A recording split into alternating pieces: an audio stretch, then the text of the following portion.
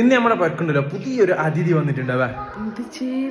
ഇതാണ് ഞങ്ങളെ പുതിയ അതിഥി. ഇനി പേരൊന്നും ഇട്ടിട്ടില്ല. നിങ്ങൾ നല്ലൊരു പേരുണ്ടെങ്കിൽ ഒന്ന് പറയണവേ. Bye bye. ഉള്ളറെ പേരിലാക്കിട്ട് ഞാനും ഷെയ്മാവും നേരെ കാറിൽ കയറിയവേ.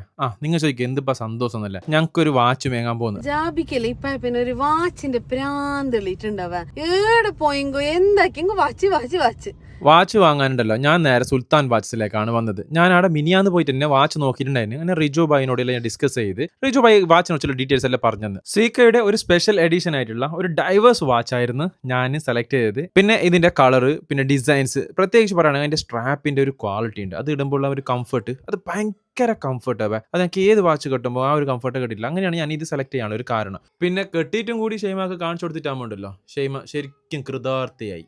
പിന്നെ എൻ്റെ ഏതൊരു ചെറുതും വലുതുമായ സന്തോഷത്തിനുണ്ടല്ലോ കൂട്ടു നിൽക്കുന്ന ഒരു കൂട്ടുപ്രതിനെയാണ് പഠിച്ചോ ഞങ്ങൾക്ക് തന്നില്ല. പഠിച്ചോനെ അൽഹംദുലില്ലാ. ഈ വാച്ച് ഞാൻ വാങ്ങിയത് സുൽത്താൻ വാച്ച് എന്നാണെന്ന് പറഞ്ഞല്ലോ. സുൽത്താൻ വാച്ച് ഞാൻ വാങ്ങാൻ കാരണം എന്തെന്നില്ലെങ്കിൽ കാസർഗോഡുള്ള ഒരു എക്സ്ക്ലൂസീവ് വാച്ചിന്റെ ഒരു ഷോറൂം എന്ന് പറയുന്നത് സുൽത്താൻ വാച്ച് ആണ്. അതുകൊണ്ട് നമുക്ക് ധൈര്യമായിട്ട് ഏത് ബ്രാൻഡ് വേണമെന്നുണ്ടെങ്കിൽ അവിടെ നിന്ന് എടുക്കാൻ പറ്റും. പിന്നെ അവർ നമുക്ക് തരുന്ന ഒരു സർവീസും അടിപൊളിയാണ്, ഒരു രക്ഷയില്ല.